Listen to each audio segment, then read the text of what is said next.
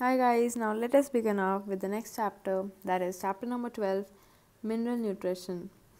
So इस chapter में हम बेसिकली पढ़ेंगे कि कैसे हमारे लिए डिफरेंट मिनरल्स एक प्लांट बॉडी के लिए रिक्वायर्ड होते हैं, कौन से रिक्वायर्ड होते हैं और उनकी क्या एसेंशियलिटी है बॉडी में, कौन से ऐसे मिनरल्स हैं जो ज़्यादा अमाउंट में चाहिए होते हैं, कौन से कम में चाहिए होते हैं, फिर उनके अगर वो प्रेजेंट ना हो तो प्लांट में क्या क्या प्रॉब्लम्स आती हैं, और ये सारी चीज़ें हम पढ़ेंगे. ठीक है, let's begin now. The basic needs of all the living organisms are essentially the same. They are, अब जो एक कॉमन बेसिक चीज़ें हैं जो कि सारे ऑर्गेनिजम्स को, चाहे प्लांट्स हो एनिमल्स हो, सबको क्या चाहिए होता है, मैक्रोमोलिक्यूल्स चाहिए होते हैं. जैसे कि क्या होते हैं वो, carbohydrates, proteins, fats and water and minerals for the optimum, ताकि उनकी प्रॉपर ग्रोथ और डेवलपमेंट हो.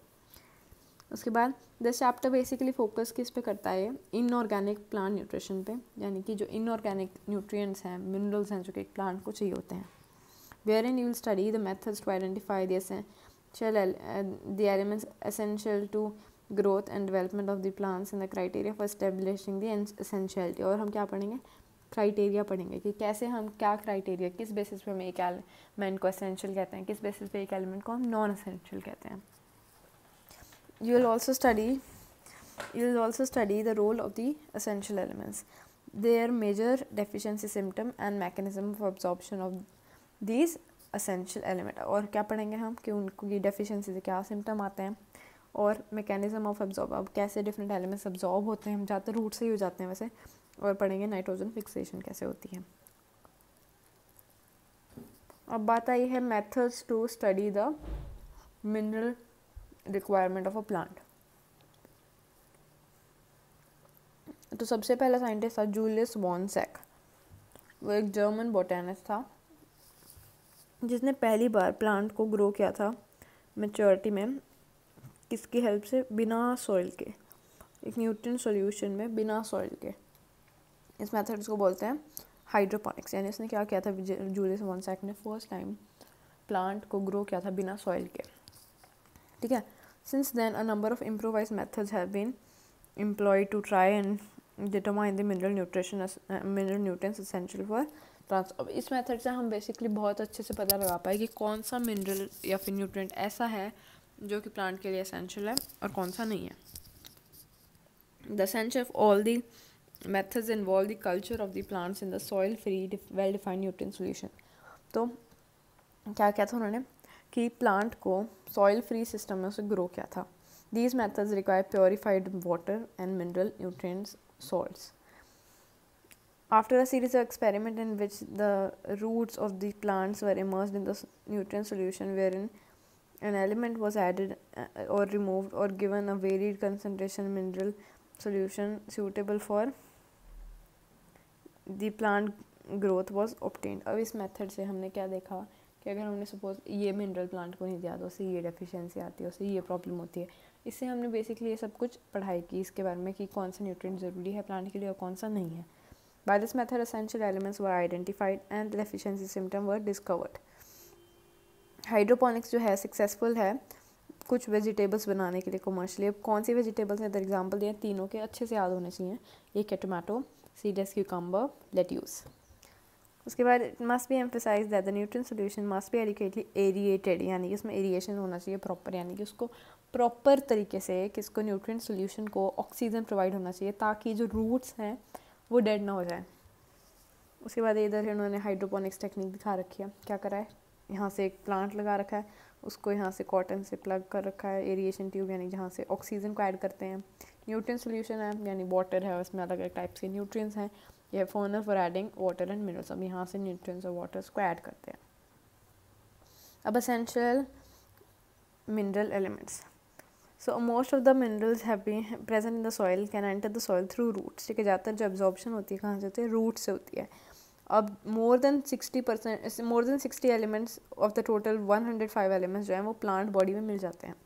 कुछ प्लांट जो हैं वो क्या करते हैं, कुछ जैसे सेलेनियम को एक्यूमुलेट करते हैं, गोल्ड को करते हैं, कुछ जो है न्यूक्लियर रिएक्टिव साइट्स के पास उगते हैं ताकि वहाँ पे स्ट्रॉन्शियम को वो एक्यूमुलेट करें। तो बेसिकली वो पोल्यूशन को एक तरीके से कम कर रहे हैं, क्योंकि स्ट्रॉन्शियम वाला जो है सपोज रेडियो एक्टिव मटीरियल है स्ट्रॉन्शियम, अब वो उसको एब्जॉर्ब कर लेते हैं, जिस वजह से रेडियो एक्टिविटी इन्वायरमेंट में कम हो जाती है। अब इनके मैं आपको एग्जांपल बता देती हूँ, वैसे कौन से ट्रीज़ जो हैं ये करते हैं, कौन से प्लांट्स ही करते हैं, कोई ज़रूरी नहीं है, पर अगर सपोज आप नीट के बेसिस पे थोड़ा सा आप पता हो तो एक्स्ट्रा सही रहेगा। सेलेनियम करता है एस्ट्रागैलस,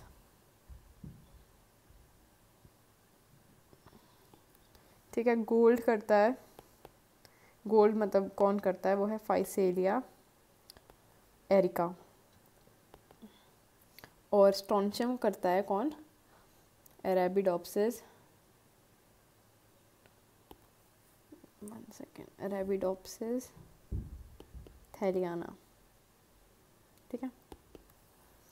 उसके बाद there are techniques that are able to detect the minerals. अब कुछ इन्हीं टेक्निक्स की हेल्प से हम इतना ज़्यादा लो कंसनट्रेशन ऑफ मिनरल्स को भी आइडेंटिफाई कर सकते हैं, ठीक है।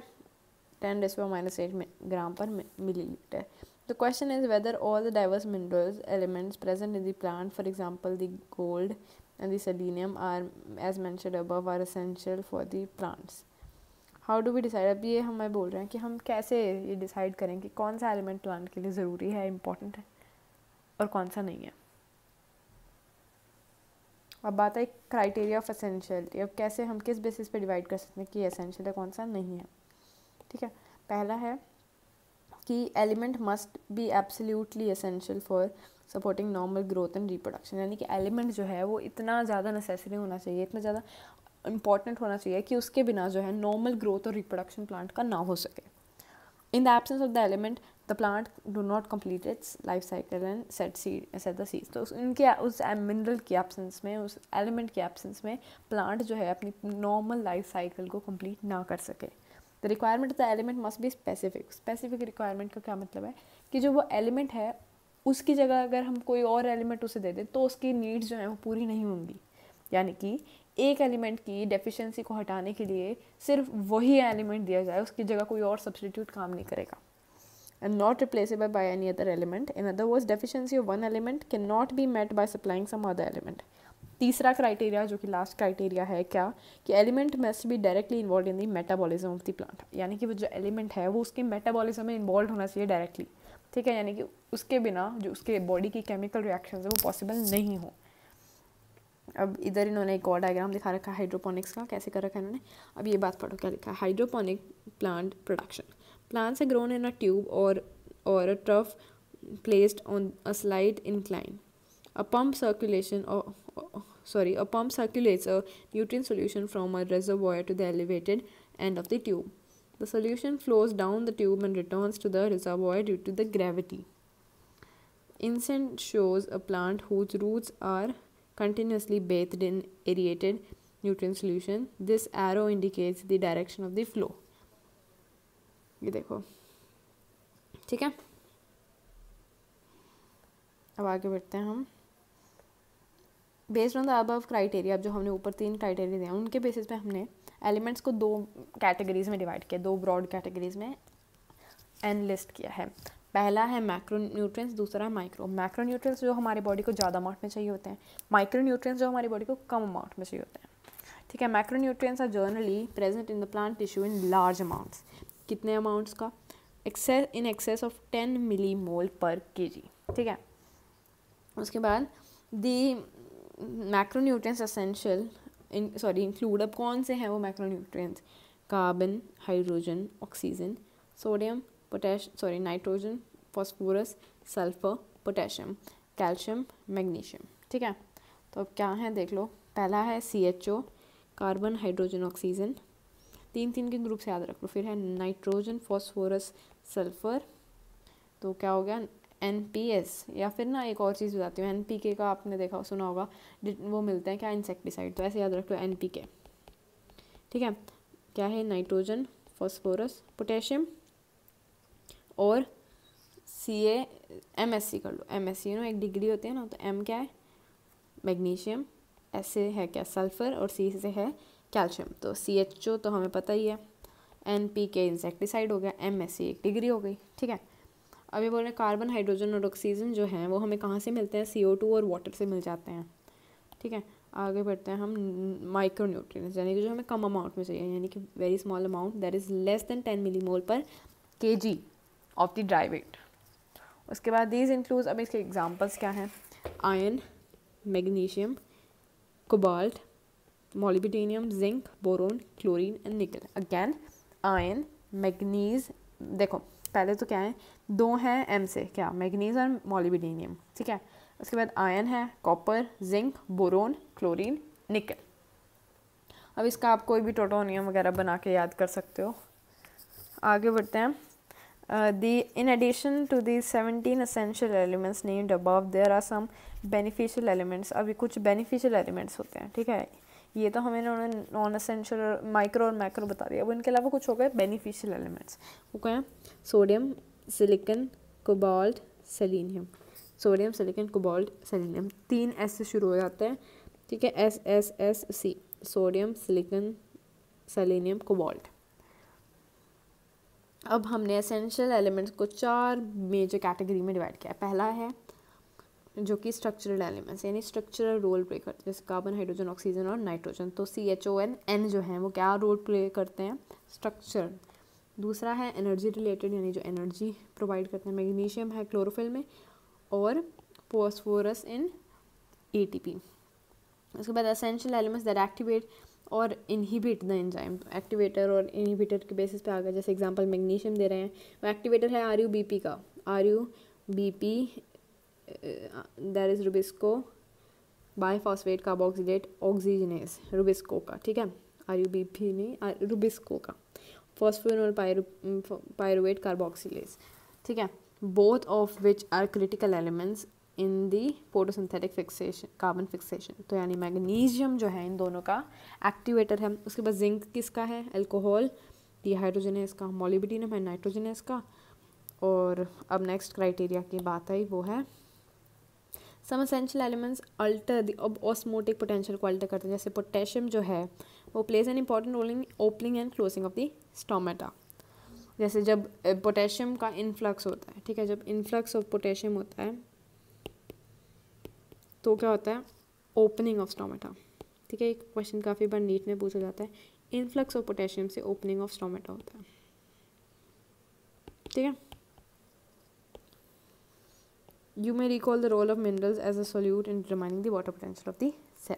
अब बात आई role of macro and micro nutrients. अब इनके रोल क्या है, essential elements perform several functions, they participate in the various metabolic processes in the plant cell which such as the permeability of the cell. अब किस part में, क्या क्या part में रोल प्ले करते हैं, permeability of the cell, membrane, उसके बाद membrane maintenance of the osmotic concentration of the cell sap, electron transport system, buffering, enzymatic activity. ठीक है, अब इन्होंने वेरियस अब अलग अलग हमें एलिमेंट्स दिया, फिर उनके रोल बताए। बहुत इंपॉर्टेंट पैराग्राफ है ये, सारे जो आएंगे रोल्स के। ठीक है, ये थोड़ा ट्रिकी पार्ट हो जाता है याद रखने में, but it's pretty easy if we just read it once or twice, it's okay. Okay, let's begin now. Nitrogen, तो अब नाइट्रोजन जो है किस लिए काम आता है, पहले तो ग्रेटेस्ट अमाउंट में होता है ये प्लांट की बॉडी में रिक्वायर्ड। ठीक है, सबसे ज़्यादा अमाउंट में नाइट्रोजन चाहिए होता है किसको, प्लांट को। अब ये एब्जॉर्ब किस फॉर्म में होता है, नाइट्रेट की फॉर्म, ये भी बहुत इंपॉर्टेंट है, किस फॉर्म में एब्जॉर्ब होता है, नाइट्रेट के फॉर्म में। पर कुछ अमाउंट में, देखो ज़्यादा मैक्सिमम पूछ ले तो मेनली एन नाइट्रेट की फॉर्म में, बट कुछ अमाउंट में नाइट्राइट और अमोनियम आयन की फॉर्म में भी अब्जॉर्ब होता है, पर कुछ अमाउंट में, ज़्यादातर किस फॉर्म में होता है, नाइट्रेट। उसके बाद nitrogen is required by all the parts of the plants. ठीक है, all parts of the plants को चाहिए, और पर्टिकुलरली मेरिस्टेमेटिक टिश्यू, यानी कि जहाँ पे ग्रोथ हो रही है। उसके बाद बोला है इन्होंने मेटाबॉलिकली एक्टिव सेल्स में, यानी कि जहाँ पे बेसिकली ग्रोथ हो रही है, मेटाबॉलिक एक्टिव सेल्स हैं जो, और क्या हैं जो मेरिस्टेमेटिक टिश्यूज़ हैं, वहाँ पे ज़्यादा ज़रूरी होता है। उसके बाद nitrogen is one of the major constituent of the protein, nucleic acid, vitamins and hormones. तो और कहाँ पे होता है, किसका मेजर कंपोनेंट है, प्रोटीन्स का, क्योंकि हमें पता है प्रोटीन्स नाइट्रोजन कंटेनिंग प्रोटीन्स होते हैं, है ना, क्योंकि उसमें एक अमीनो ग्रुप होता है, हर अमीनो एसिड में अमीनो ग्रुप होता है। अमीनो ग्रुप क्या होता है, NH2, तो उसमें नाइट्रोजन तो है ही। उसके बाद फिर आया न्यूक्लिक एसिड्स। अब नाइट्रोजन बेसिस होते हैं न्यूक्लिक एसिड्स में, इसलिए न्यूक्लिक एसिड में भी होता है, वाइटामिन में होता है और हॉर्मोन्स में होता है। अगली बात आई फॉस्फोरस की। Phosphorus is absorbed by the plants from the soil in form of phosphate ions. तो PH2PO4 होल ट्वाइस या फिर HPO4 होल पावर 1 नेगेटिव, इसकी power 2 negative, HPO4 power 2 negative, यानी 1 नेगेटिव पावर से भी हो सकता है और 2 नेगेटिव पावर, दोनों में उनको अब्जॉर्ब किया जाता है। Phosphorus is constituent of the cell membranes में होता है, क्योंकि फॉस्फोलिपिड बाइलेयर बोलते हैं ना हम, तो इसीलिए सेल मेम्ब्रेन में, प्रोटीन्स में होता है और सारे न्यूक्लिक एसिड में, क्योंकि फॉस्फेट बॉन्ड होता है ना उसमें। उसके बाद एंड न्यूक्लियोटाइड्स में, and is required for all the phosphorylation reactions, क्योंकि ऑल फॉस्फोराइलेशन रिएक्शंस में ATP इन्वॉल्व होता है। और P क्या है? फॉस्फोरस। बात है पोटेशियम, ये अब्जॉर्ब करती है plant as potassium ion K positive, ठीक है। This is required in more abundant quantities in meristematic. अब कहाँ पे ज़्यादा चाहिए होता है? मेरिस्टेमेटिक टिश्यूज़ में, बर्ड्स में, लीव्स में और रूट टिप्स में। पोटेशियम जो है हेल्प करता है कि इसमें एनाइन कैटाइन बैलेंस बनाने में, क्योंकि हमने पहले भी पढ़ा था ऑस्मोटिक बैलेंस में कम हेल्प करता है। Opening and closing of stomata, activation of enzymes and maintenance of the turgidity of the cell में।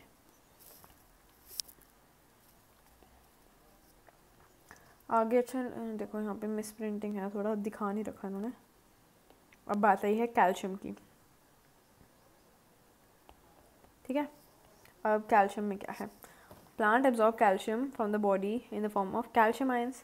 Calcium is required by the meristematic and differentiating tissues during the cell division, जो है synthesis of the cell wall, particularly this calcium pectate in middle lamella में calcium involve होता है। It is also needed during the formation of the mitotic spindle, ठीक है। Cell division में जो mitotic spindle बनता है उसमें भी ज़रूरी होता है। उसके बाद it accumulates in the older leaves में, क्योंकि ये पता है क्या इमोबाइल मिनरल है, यानी कि इस वजह से ये जब जैसे लीफ अबाउट टू डेड होने वाली होती है तो वो इमोबाइल है, तो मूव नहीं कर पाता है यंग लीव्स में, इसलिए जाता है एक्युमुलेट जाता है ओल्डर लीव्स में। It is involve in the normal functioning of the cell membranes. It activates the certain enzymes and plays an important role in regulating the metabolic reactions. अगला है magnesium.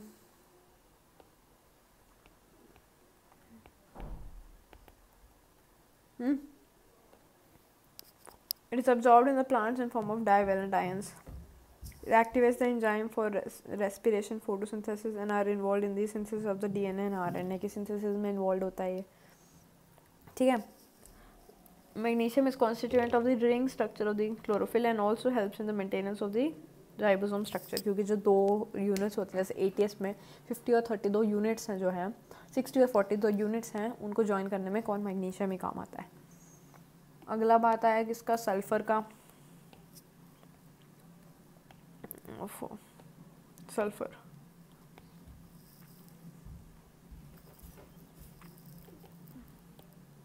ठीक है।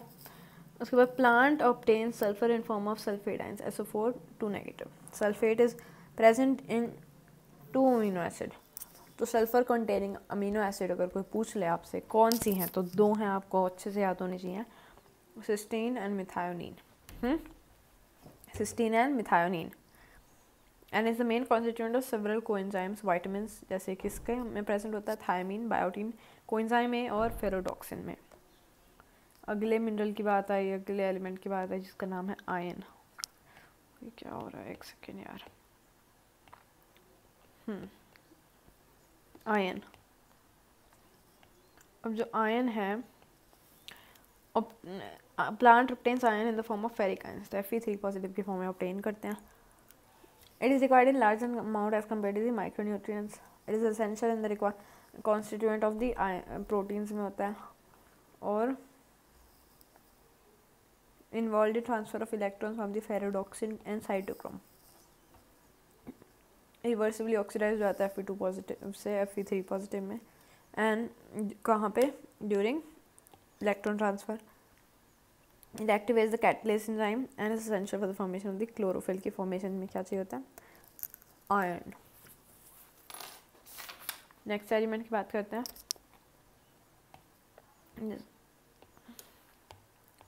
Manganese. It is absorbed in the form of मैग्नेस ions, that is Mn2 positive.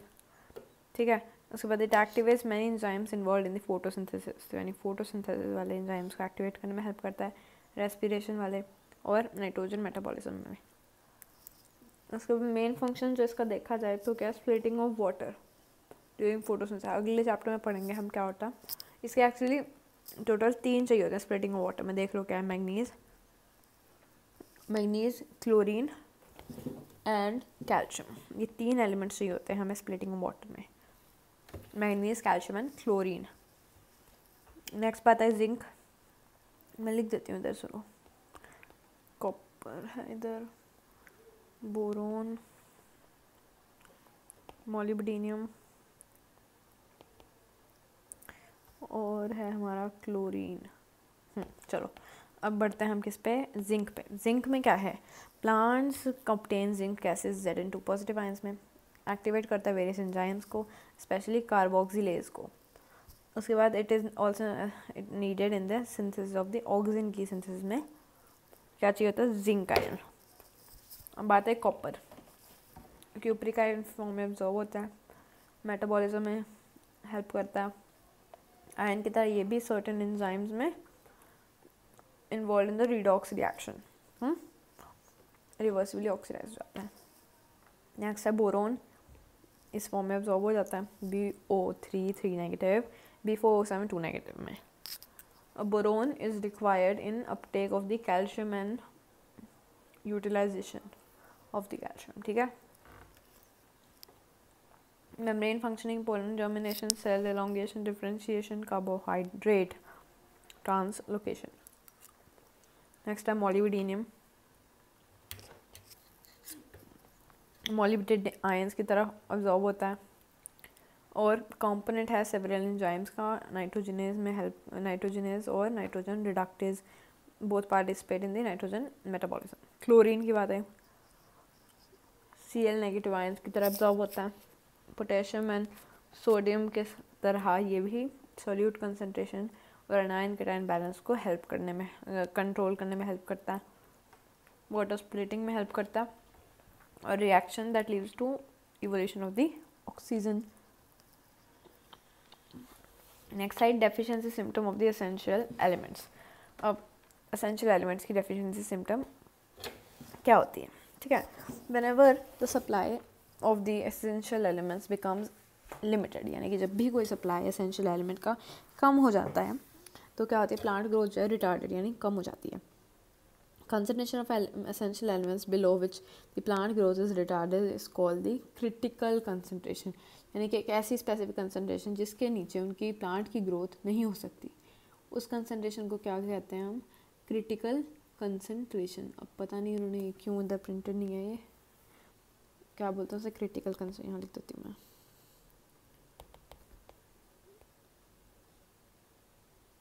ठीक है, उसके बाद the element is said to be deficient when present below the critical concentration. Since each element has one or more specific structural or functional role in the plants, in the absence of any particular elements, plants जो है morphological changes को मतलब plants में morphological changes होते हैं। These morphological changes जो हैं indicative हैं किसके लिए, certain element deficiencies and are called the deficiency symptoms. The deficiency symptom vary from the element to element and they disappear जब भी वो element को provide कर दिया जाता है। इसीलिए deprivation continues अगर रहे, यानी कि जो deprivation है उनमें रह जाएगा, मतलब उनको proper time तक ना मिले तो क्या होगा, it may eventually lead to the death of the plant. The parts of the plant that show the deficiency symptom are also dependent on the mobility of the element in the plant. अब जो वो symptom जो element है वो mobile है या नहीं, उस पर भी depend करता है किसका, उसके deficiency symptom का। अगर वो मोबाइल होता है तो एक्टिवली मोबिलाइज्ड है तो उसकी डेफिशिएंसी सिम्टम पहले आती है ओल्डर लीव्स में, पर अगर वो इमोबाइल है तो किस में आती हैं, यंगर लीव्स में। ठीक है, एग्जांपल दे रहे हैं किसके, नाइट्रोजन, फॉस्फोरस और मैग्नीशियम जो हैं वो ओल्डर लीव्स में पहले आती हैं, यानी कि वो क्या है, मोबाइल न्यूट्रिएंट्स हैं। सॉरी वो क्या है, नॉन मोबाइल, क्योंकि कहाँ, नहीं नहीं नहीं, सेंसर में, सही बात है, वो क्या है, मोबाइल।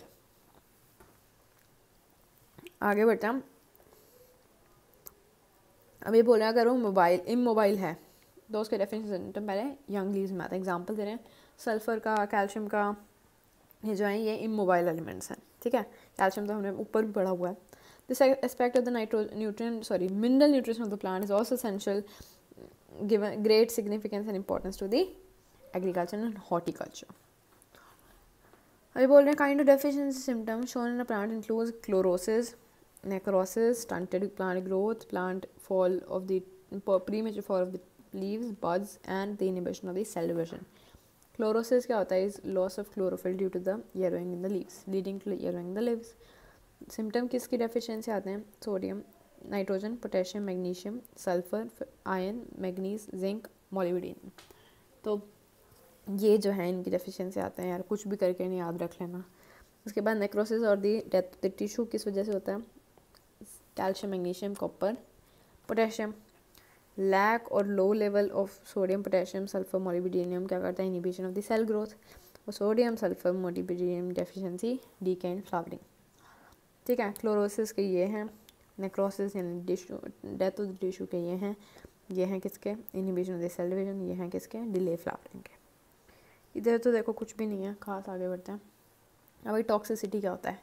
जब भी कोई माइक्रो न्यूट्रिएंट ज़्यादा अमाउंट में मिल जाए उसकी नॉर्मल से, तो उसे बोलते हैं टॉक्सिसिटी। माइक्रो न्यूट्रिएंट्स हमेशा कम अमाउंट में चाहिए होता है। While moderate decrease cause the deficiency symptom and moderate increase cause the toxicity. यानी कम हो गया तो डेफिशिएंसी सिम्टम आएंगे, ज़्यादा हो गया तो टॉक्सिसिटी हो जाएगी।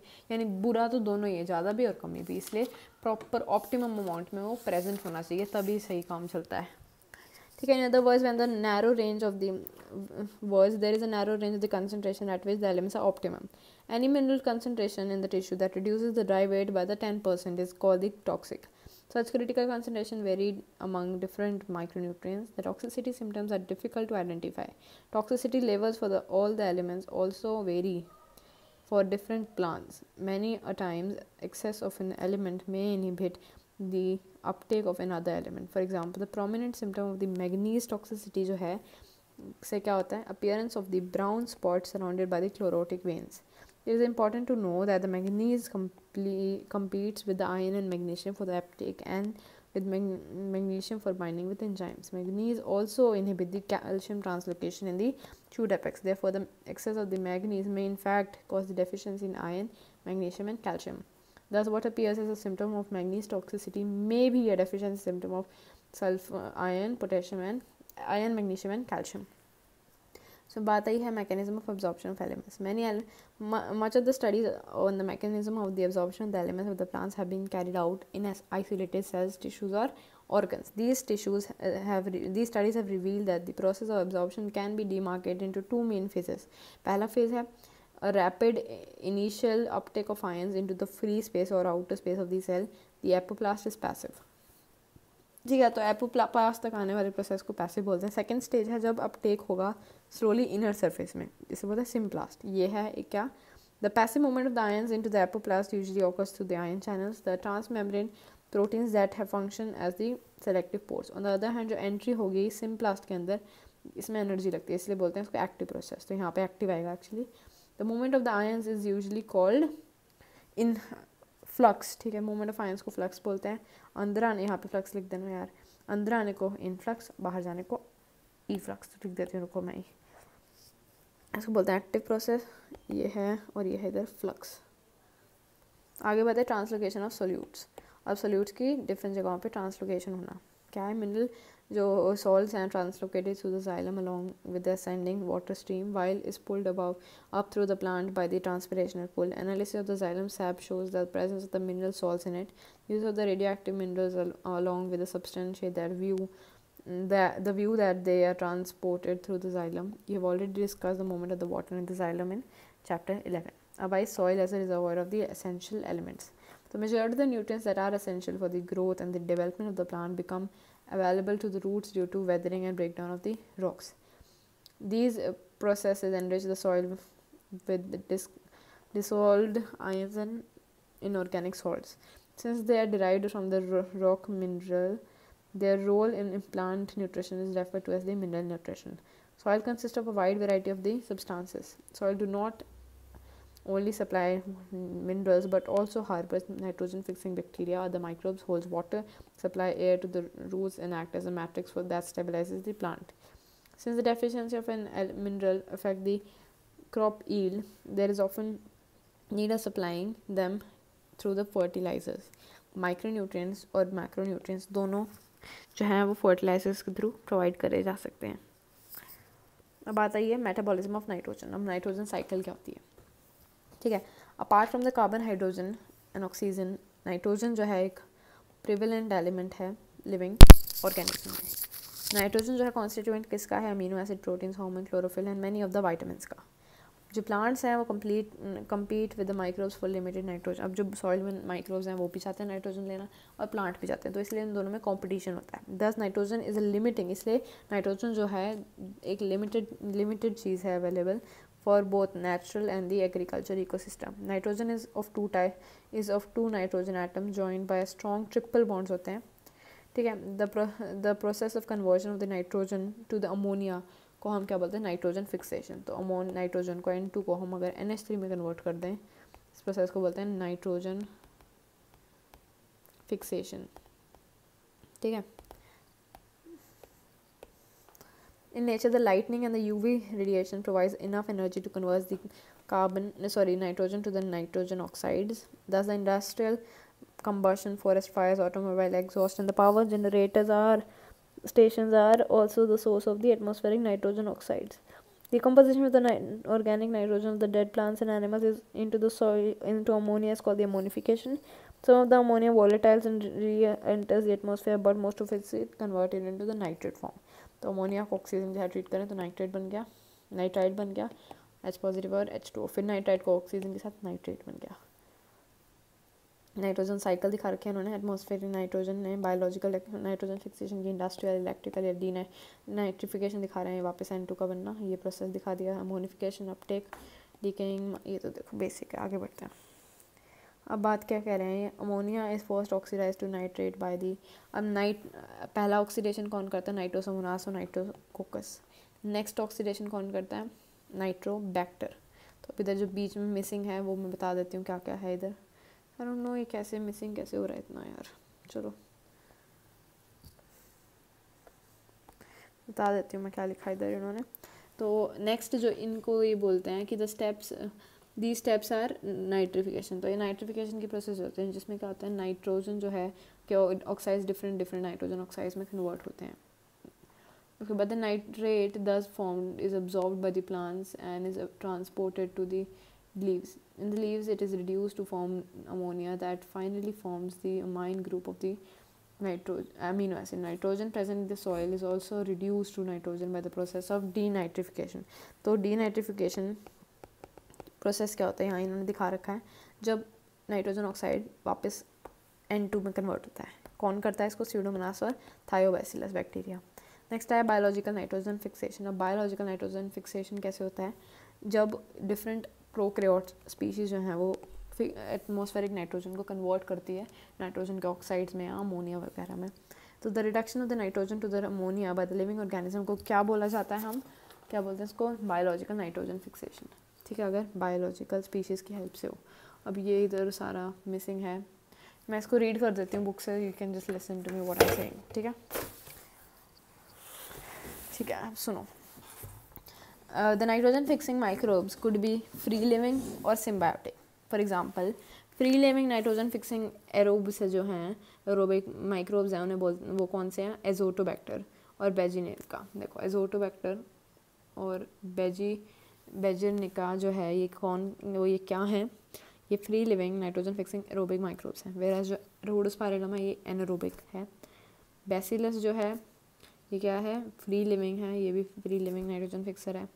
एनाबिना नोस्टोका ये भी फ्री लिविंग नाइट्रोजन फिक्सर्स हैं, ठीक है. उसके बाद several types of the symbiotic biological nitrogen fixation associated are known. The most prominent among them is the legume bacteria relationship. Some of the rod shape rhizobium जो है have such a relationship with the roots of the several legumes, अब example दिया हुआ है किन legumes में rhizobium bacteria आता है।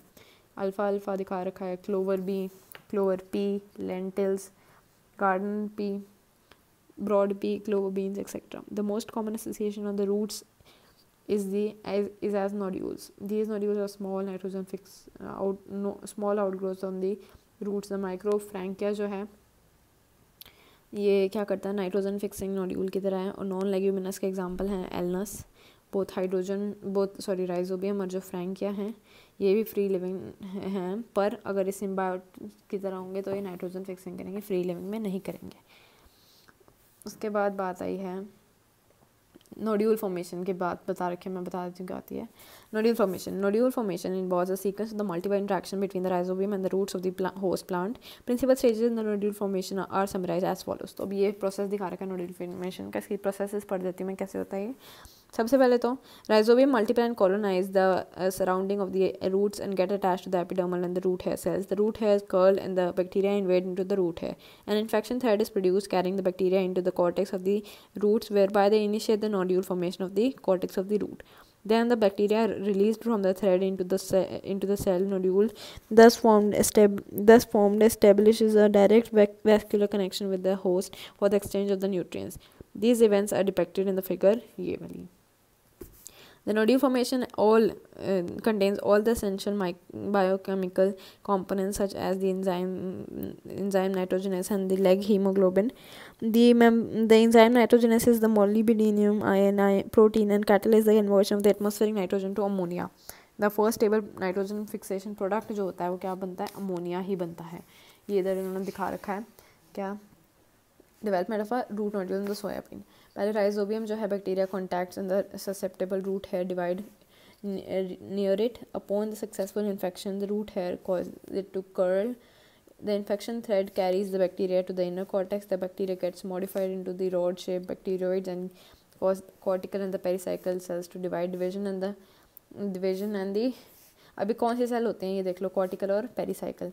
इन्होंने यही बेसिक बात बता रखी है और ये इन्होंने प्रोसेस दिखा रखा है नाइट्रोजन फिक्सेशन का। N2 + 8 electrons plus H positive plus 16 ATP जो है क्या देगा, NH3 ammonia plus H2 plus 16 ADP plus 16 phosphorus, inorganic phosphorus.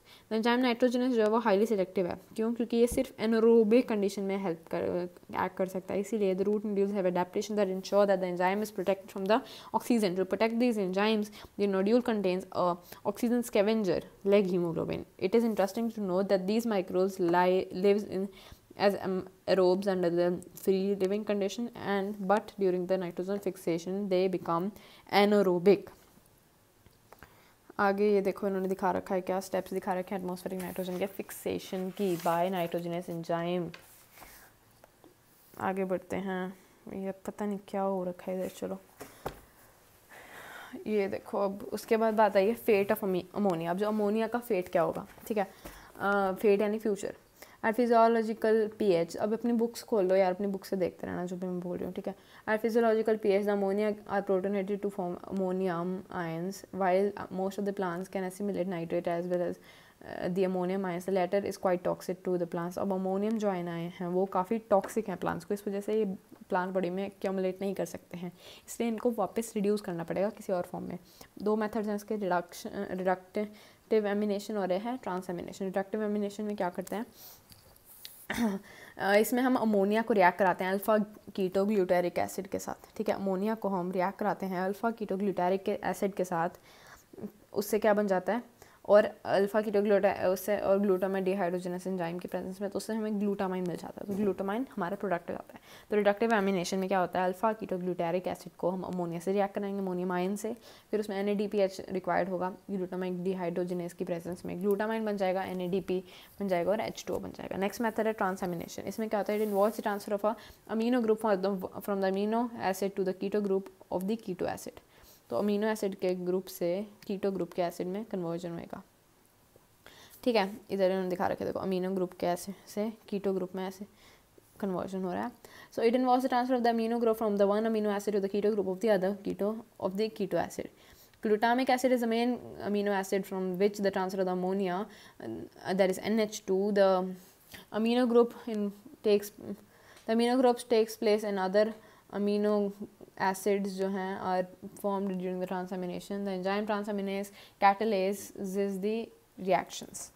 अब टू इम्पॉर्टेंट अमाइड्स जो हैं वो एस्परजीन और ग्लूटामाइन जो है, ठीक है, क्या है, एस्पैराजाइन और glutamine present in the plant are structural parts of the protein. They are formed from the amino acids, namely aspartic acid and glutamic acid, respectively, by the additive of the another amino group to each other. The hydroxyl part of the acid is replaced by another ammonium radicals. Since the amides contains more nitrogen than the amino acid, they are transported to the other parts of the plant via the xylem vessels. In addition, along with the transpiration stream, the nodules of some plants, that is soybean, export the nitrogen fix nitrogen as urides, ठीक है. उसके बाद these compounds are particularly high nitrogen to carbon ratio, namely nitrogen ज़्यादा होता है as compared to what, carbon.